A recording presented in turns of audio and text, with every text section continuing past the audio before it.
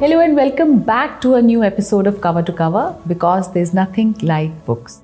So my latest read is The Element: How Finding Your Passion Changes Everything by Sir Ken Robinson. The book was recommended to me by my brother Vineet Panchi, who himself is a big fan of Sir Ken. Late Sir Ken was a British author, speaker and international advisor on education in the arts. He was Professor of Arts Education at the University of Warwick. In 2003, he was knighted for his services to the arts. His TED video, Do Schools Kill Creativity, is the most watched video in TED's history. He unfortunately passed away in August 2020. About the book, The Element is the sweet spot where natural talent meets personal passion. You may have heard a lot of people say, I was so in my element today, maybe while performing on the stage, writing a piece, or making that dish.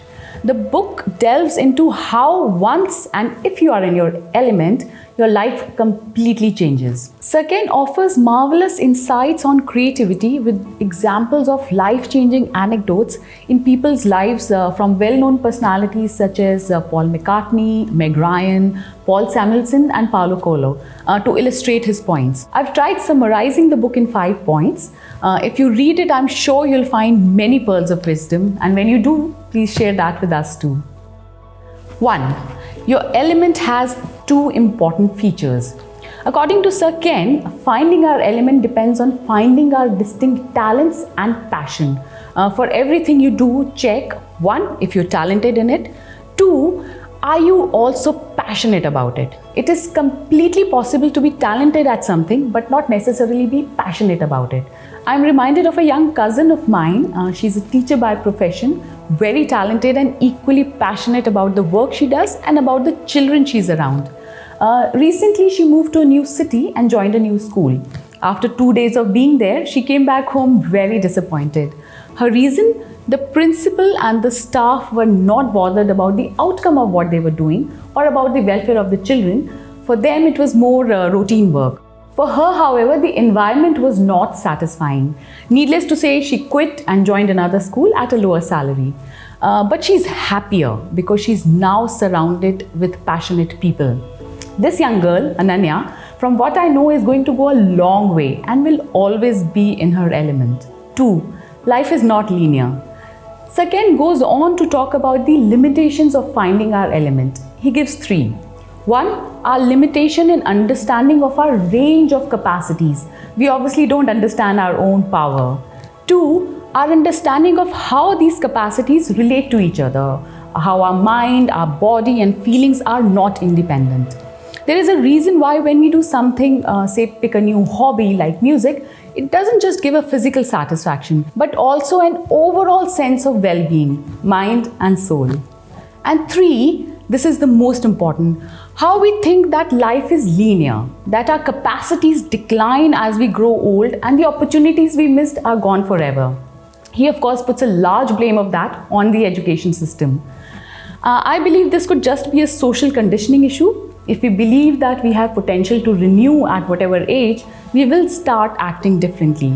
Why can't I switch my career at the age of 58 or start with something that makes me genuinely happy, whatever age that is? 3. Intelligence and its formats. Sir Ken spends quite some time describing and challenging our current understanding of intelligence, and I love what he does to our thinking through his debate. He says intelligence is not a single attribute that can be measured. It is diverse. The entire idea actually challenges IQ as a measure. Intelligence as per him can be musical, mathematical, linguistic, kinesthetic, or even interpersonal, relationship with others, or intrapersonal, relationship with self.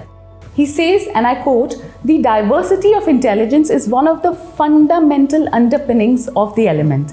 If you don't embrace the fact that you can think about the world in a wide variety of ways, you severely limit your chance of finding the person you were meant to be.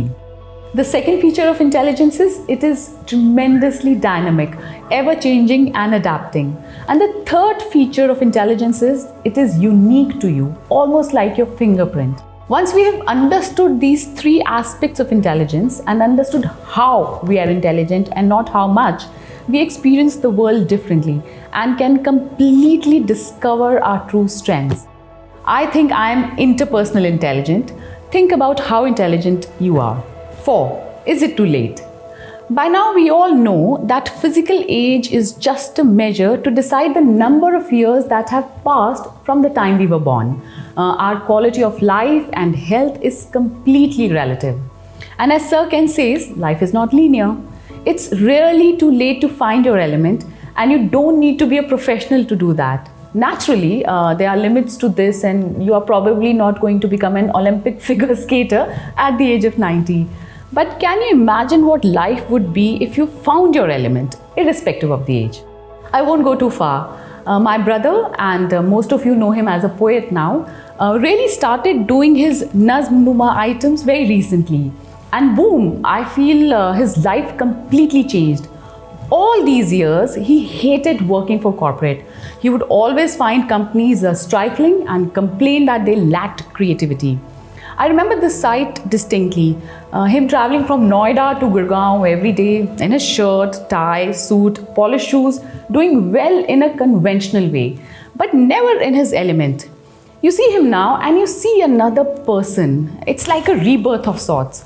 As someone looking at him from outside, I know he has found his element.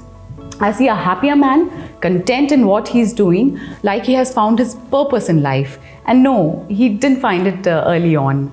Net, it's never too late. 5. What will they think? Not finding our element can be for 3 reasons. 1. Clear lack of confidence within us or fear of failure. Haven't we all gone through that? In fact, we often reason it out or justify and convince why we can't do something differently. In reality, we're just trying to hide our own fears. 2. The people closest to us and their expectations and image of us can be a real barrier. Parents, partners, the emotional blackmailing, we've seen it all, haven't we? 3. Cultural conditioning. Those were the top 5 elements of the book I liked. If you are picking it, make sure that you pick the sequel too. It actually takes you through the process of finding your element very scientifically. I'd like to end the review with a quote from the book that stayed with me. If you're not prepared to be wrong, you'll never come up with anything original. I hope you all find your element and go after it.